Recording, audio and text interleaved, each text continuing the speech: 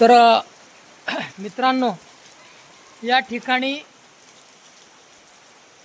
हे जे पाणी आहे, निसर्गामध्ये असलेलं पाणी आणि त्याची शुद्धता या ठिकाणी आपल्याला खरोखर हे जे साठलेलं पाणी आहे, यामध्ये जंतू किंवा इतर बॅक्टेरिया हे असू शकतात, परंतु हे डोंगर वरतून आलेलं पाणी अगदी टपटप पडणारं आणि डोंगरामधून खाली आपटत आदळत खाली आलेलं पाणी हे आपल्या बिसलरीच्या पाण्यापेक्षाही अतिशय शुद्ध असतं.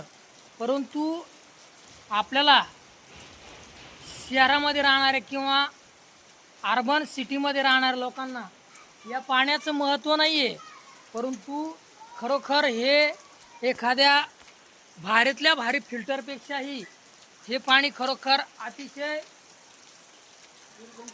निर्जंतुक आणि चवदार असं जे पाणी आहे. तर या ठिकाणी या पाण्याचा आमचे मित्र या ठिकाणी आस्वाद घेत आहेत आणि ते पाणी बाटलीमध्ये भरून या ठिकाणी त्याचा पिण्यासाठी वापर करत आहेत. तर मित्रांनो, मलाही पण ते माझी प्यायची इच्छा झाली आहे. तर बघूया आपण खरोखर त्या पाण्याला खरोखर चव आहे की नाही. तर अतिशय वरती आपण पहा की वरती डोंगरावरून आदळत आपटत हे पाणी अगदी खाली जमिनीवरती खाली आलेलं आहे. तर पिऊन पहा तुम्ही या ठिकाणी.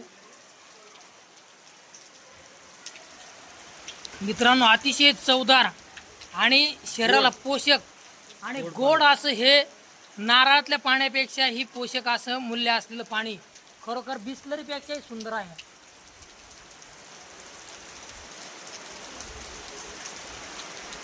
अतिशय सुंदर पाणी आणि तेही निसर्गाच्या सानिध्यातलं पाणी या ठिकाणी आपल्याला पाहायला मिळालं, प्यायला मिळालं.